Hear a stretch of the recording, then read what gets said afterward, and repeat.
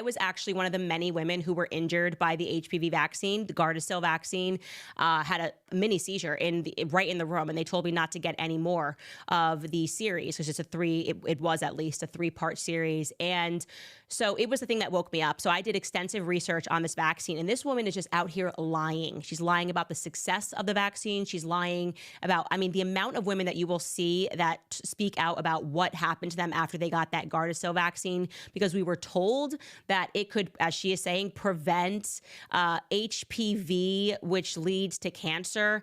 First and foremost, HPV in over 90% of cases clears up by itself, okay? It's an STI that's very difficult to understand because it didn't exist when I was super young, but then suddenly they roll out this shot and they're like, yeah, everyone has this. And sometimes if you're a part of the 2% of people who it doesn't clear up with automatically, it might lead to cervical cancer.